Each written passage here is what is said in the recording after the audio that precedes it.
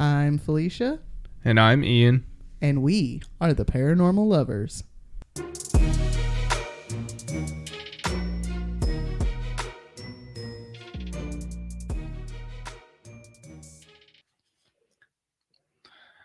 Hello, paranormal dudes, dudettes, and dudays. Welcome back to another episode of the Paranormal Lovers. Hi, guys. Hey, guys.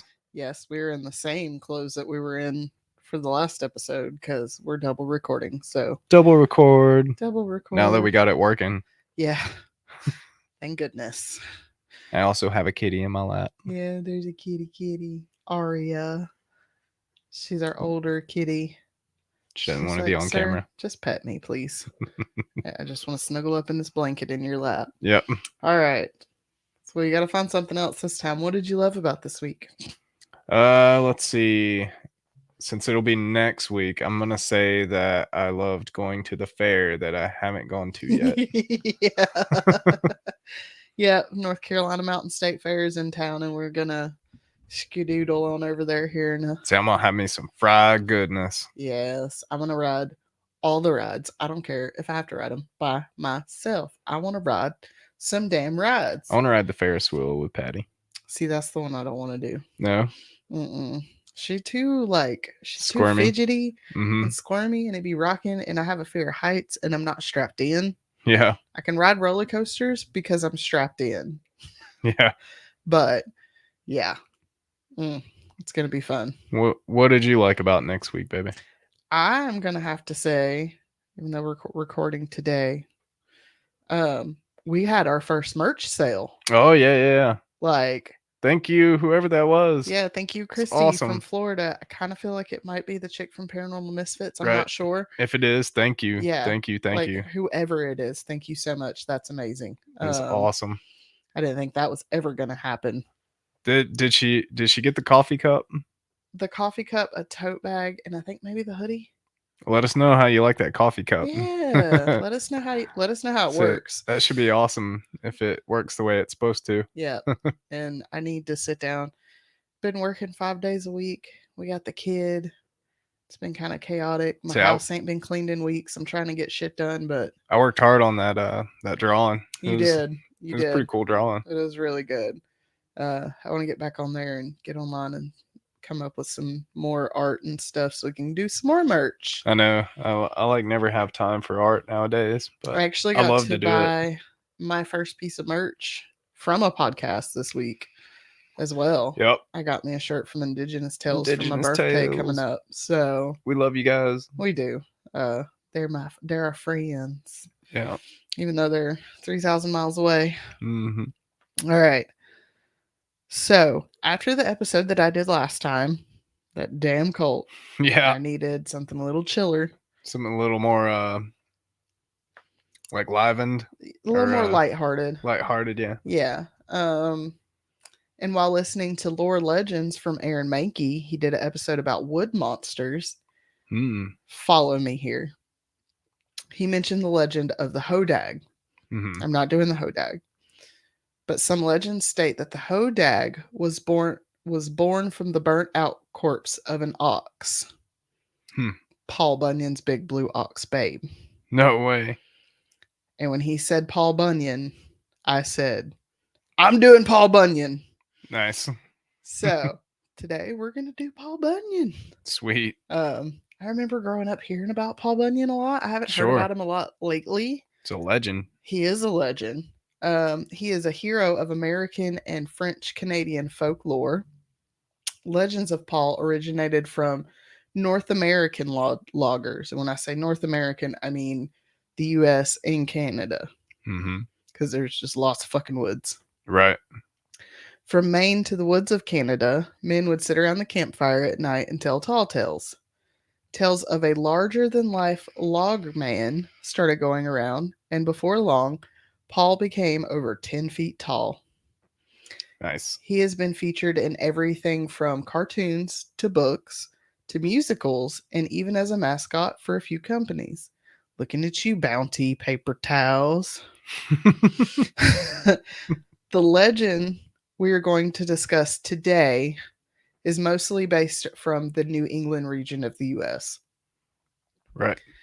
The legend starts that Paul was such a large baby that it took over 5 large storks to deliver him to his parents. Jesus. Yeah. It would take at least 10 cows a day to make enough milk for him. Wow. Before long, he was eating 50 eggs for breakfast Wow. every morning. Must have had a lot of chickens. They had to have had a lot of chickens, or just, I was going to say one big large chicken, but yeah, they probably Or didn't have. just a big farm in Yeah, general. yeah, for sure. So like all that milk and all the eggs. Yeah, because you got to have 10 cows per day. Wow. And like cows will produce milk, we know Yeah. from me pumping that the more you remove milk, the more you produce milk, but Sure. you got to give them heifers a break.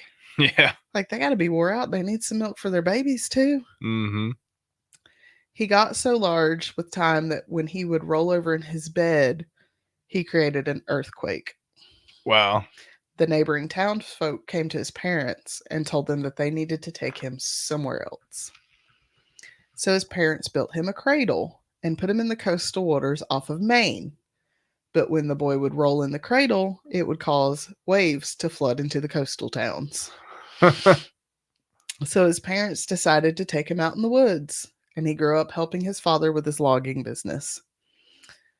During one very cold winter, there was a huge snowstorm that laid blue snow. While out one day, Paul came upon a baby ox in the snow. It had been out in the snow for so long that it had turned blue.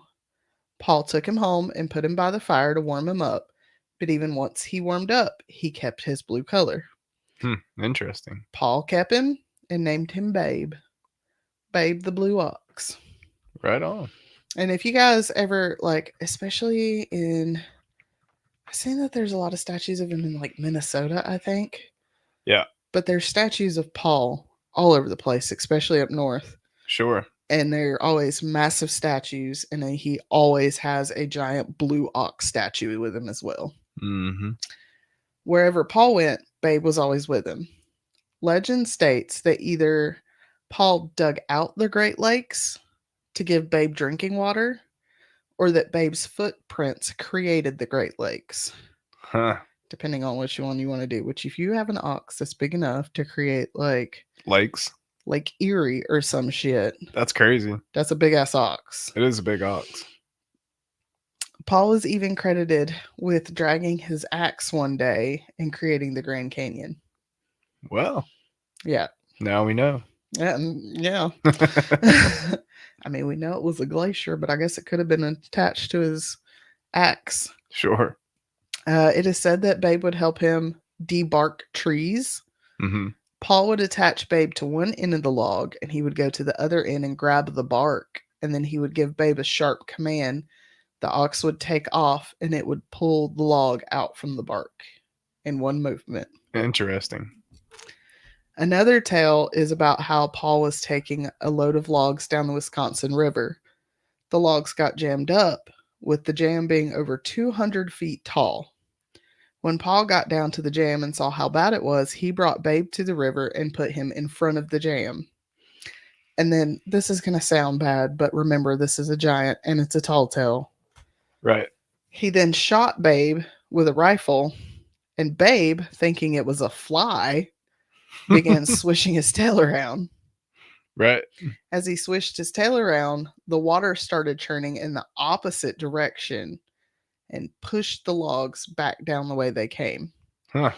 And after that, once he got Babe out the river, the water started to flow back the normal direction, and the logs were able to flow down where they were going. Sure. Just shooting a giant ox in the ass. Made a huge whirlpool. He did. He created a whirlpool, and it pushed all the logs back, and then they were able to get them where they needed to go. Now, Paul got him a crew of loggers together. He found 7 men to work with him. They were said to all be over 6 feet tall, which, being over 6 feet tall in the late 1800s to early 1900s was uncommon. Sure. Most men were an average of 5'5". Mm-hmm. So they were known as the 7 Axemen, and were all named Elmer. Is that kind of like the Canadian take on Seven. the horseman. Oh, you were thinking the horsemen. I was thinking the seven dwarfs. Right. Like That's true hi too. ho, Yeah. it's off to work we go. Um, that's Lumberjacks. yeah, lumberjacks instead of miners. But if you really think about it, like lumberjack, like lumbering, logging, and mining, it's not like a similar business, but I feel like it's almost like a similar lifestyle. Sure. Because you're going out to like these remote The wilderness. areas, mining or cutting down trees, and everybody's sitting around the campfire at Some hard night. work. It is some hard work, regardless. I mean, we may not agree with coal, and all that, Sure. but I do have mad respect for people that go out there and do that shit because it's hard and it's dangerous. Oh yeah. All right, all the men were named Elmer. That way, when Paul called, they would all come running. Sourdough Sam was the camp cook. Everything he made for the men, except the coffee, was made with sourdough. Yum. If people don't know what sourdough is, I'm not really entirely sure what it is, but it's an ingredient that you need to make sourdough bread. So Yep. there's that. With so many large men in the camp, they needed a large table. It was so large, in fact, that whoever was bringing them food would drive from one end of the table to the other, sleep, and then in the morning he would drive back and bring fresh food for all the men. Dang. Yeah, big table. I just heard That's your a big belly. table. And Paul So you're had, making me hungry. well, Paul had the biggest appetite. Yeah. On Sundays, they would have hot cakes. One hot cake was so large it would take 5 full grown men to eat one. That's some flapjacks. But Paul would eat 10 or more all by himself, depending on how hungry he was. Nice. Massive pancakes. Right. I used to make really big pancakes, and then I got really good at making smaller pancakes. And then you made pancakes the other day, and I was like, wow, these are some big ass pancakes. Yep. This one's a little disturbing, but it's also kind of funny. There's a story of a reversible dog they had in the camp named Sport. One day, one of the men accidentally cut Sport in half. He tried to put him back together, but he made a little bit of a mistake. And when he put his back end on, he put it on backwards. Huh. Wasn't a problem for Sport, though. He would run around on his 2 front legs, and whenever they got tired, he would flip over and run with his 2 back legs. Well, I'm feeling like I'm seeing like a cat dog type thing in my brain. yeah. I saw kind of the same thing. Yeah. And I guess everything surrounding this man had to be large because it is said they had big mosquitoes in this camp. I can't deal with the mosquitoes we have. I don't want big mosquitoes. Giant ones. Mm-hmm. The men tried a lot of different things to combat the mosquitoes. They even tried to bring large bees in to take care of them. Like wasps? I'm not sure. But check this. Unfortunately for them, the bees married the mosquitoes Oh no. and began to breed beeketos? Biquitos. Muscabees? I don't know. I like biquitos. Beeketos.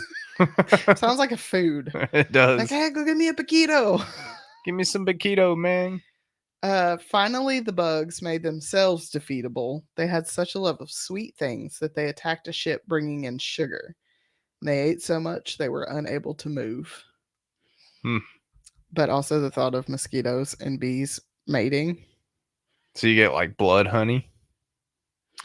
Now, I don't even know about that. Right. That'd be like red honey. Right. With like sweet, but with like a metallic, like honey and pennies. Honey and pennies. Honey and pennies. I don't think I would like that very much. Now, that's just some of the lore and legend around him from Maine, the Maine area. Sure. The legend of Paul Bunyan is thought to be melded together from stories of 2 men, although there is little actual proof of them being the inspiration, and some people believe the legend started before either man was actually ever born. Right. One was a French Canadian worker who allegedly helped in a rebellion in Canada against the British regime of the newly conquered Queen Victoria. His name was Paul Bunyan, but I wasn't able to find anything else much about him. Hmm. And people think that he is tied to Paul Bunyan because Paul Bunyan, if you like Americanize it enough, you can make Bunyan Bunyan. Right. The I could second, see that. yeah, for he was sure. he was a rebel. He was a rebel. Like I said, I didn't find a lot of information about him, but there was like this whole rebellion where loggers and workers of all different sort were just tired of the British ass. Yeah, taxation is theft. Yeah, it is. So they fought him. I can't remember if they won, but um, obviously not because it's still under British rule today. Right, right. The second man was in fact a real person and was a big character of a man. This guy just kind of makes me laugh. I don't know why. Yeah. His name was Fabian Saginaw Joe, foreigner. He was born in Quebec, Canada, and immigrated to Michigan to work as a lumberjack. He was over 6 feet tall, and legend states he had a second row of teeth. And What? yeah, and that has happened. I've actually met one person in my life that had a complete second row of teeth in their mouth. Um, but there was like a story where he bit a chunk out of a bar, Mm-hmm. just like bit a chunk out of a bar, not like a metal bar, but like a bar where you get drinks. Right, right. Um, he was rowdy and he liked to brawl in taverns in the towns he occupied. I mean, if he's 6 foot tall, he could drink people under the table, probably. Yeah, I'm sure he could, and like because everybody was small back then too. Mm-hmm. So like I don't know why he's trying to fight people. Like pick on somebody your own size, sir. Right. I'd be like Nathan trying to fight me at work. Yeah. Be like, this is not a fair fight. Let me go get an equalizer real quick. His signature move was to headbutt people with a head that was said to be harder than a boiler plate. Sure. And one of my mom's exes, who is thankfully dead now, he used to like to headbutt people. He was German. Mm-hmm. That man had a hard damn head. Right. One of his most infamous fights was with Silverjack Driscoll. They fought, and although Fabian was winning in the beginning, Jack was able to defeat him. Now, normally, what Jack would do whenever he fought somebody, after he fought them, he would stomp on their head with his spiked boots. Ooh. Yeah, he was a rough guy.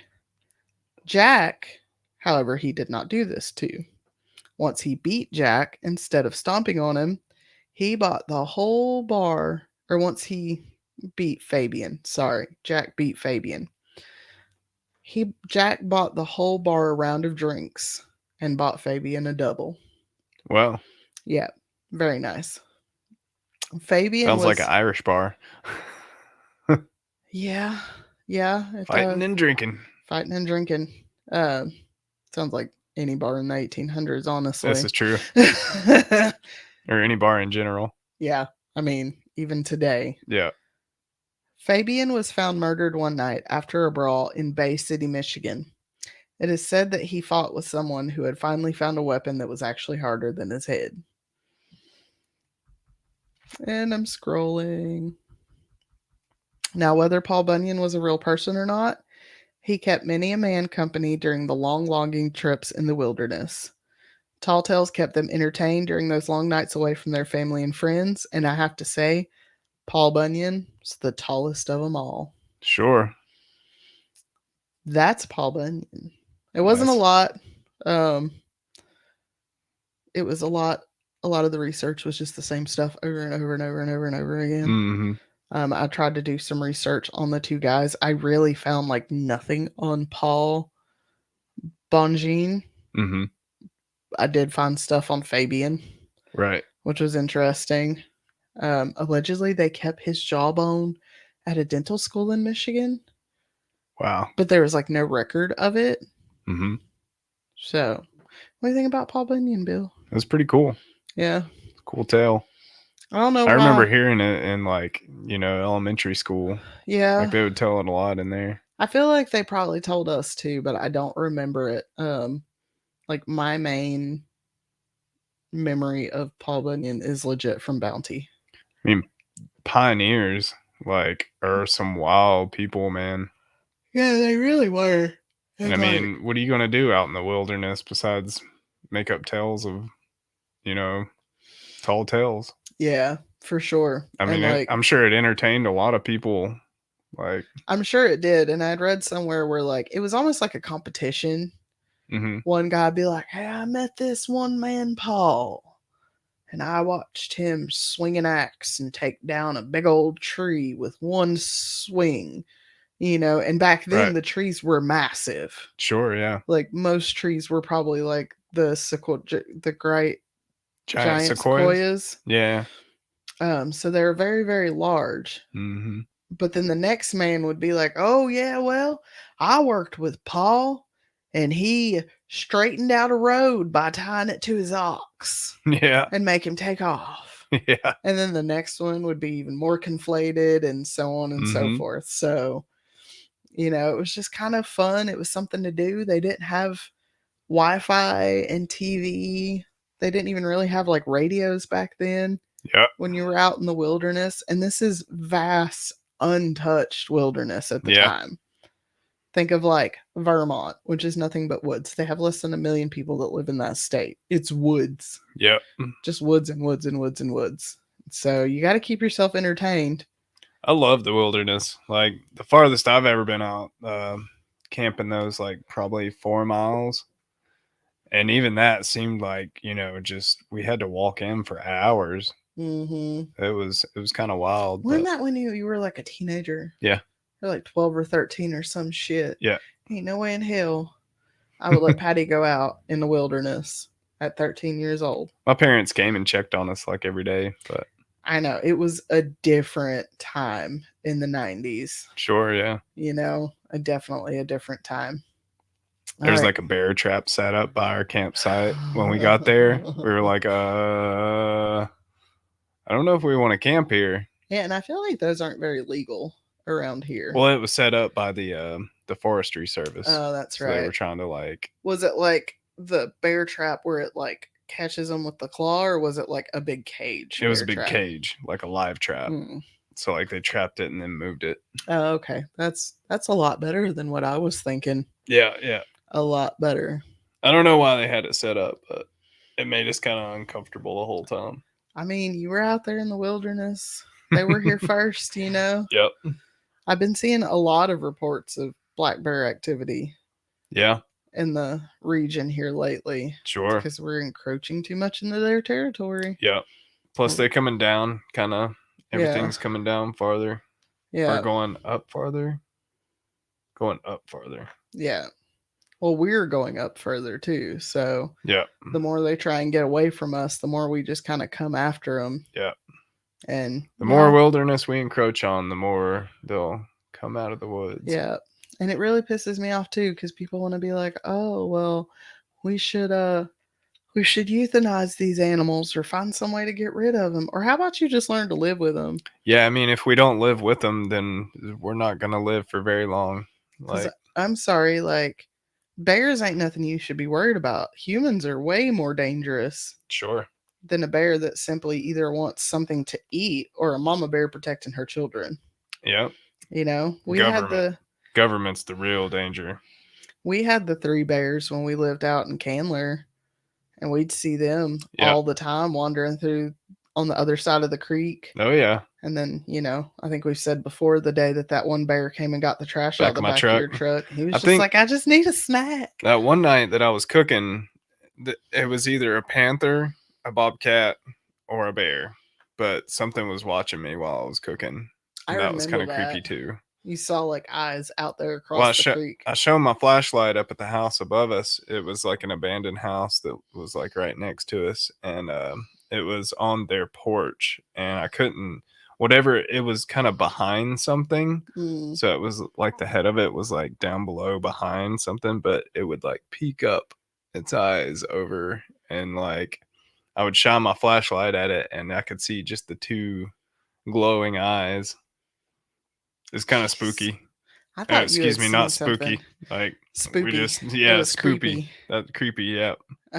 Sorry, we just heard a post about that from Paranormal Misfits. Yeah, Paranormal Misfit podcast. Yep. Who knew that so many words were racial slurs Yeah, in this right. world? I mean, I never thought about it like that. I do Yeah. now. I'm gonna try not to say that now. You know. Just say I like spoopy Yeah. because it's like so spooky it makes you poop. Right. Spoopy. I got that one for morbid. That's not for me. That's not for Right. me. All right, guys. Well, I hope you enjoyed this small little look into some American Canadian folklore. Canada is Canada. the second most listened to country. Sure. It's the second country, and who listens to us the most? Third being Sri Lanka. I don't know what's up with that, but appreciate it. Right. So, Thanks, guys. hey to our Canadian Hey, listeners. everybody. Listen, I love your country. I just like to say words weird. Don't get mad about it. Right. All If it right. was warmer, I'd move there. For sure. Yeah, we've like literally talked about it, but none of us can really tolerate the cold anymore. So, Yep. that kind of cold where you have to like bundle yourself up in 14 layers to walk across the street to school. Look like the Christmas Story kid. Not my cup of tea. Not my cup of tea at all. All right, guys. Well, we appreciate you joining us again this week. If you would like, you can head on over to Instagram and follow us at The Paranormal Lovers. You can search for The Paranormal Lovers on the search bar on YouTube. And you can send us an email at theparanormallovers@yahoo.com just to send a personal story or topic request. Just say you hate us, whatever. And if you'd like, you can head on over to our website as well, theparanormallovers.com. We got that little bit of merch on there. We're going to work on getting some more on there, something a little better because it's kind of some sad merch at the moment, but Yeah, it's merch. it is. All right, guys. Well, thanks for joining us, and we will see you Thank you, next guys. week. Bye. Bye.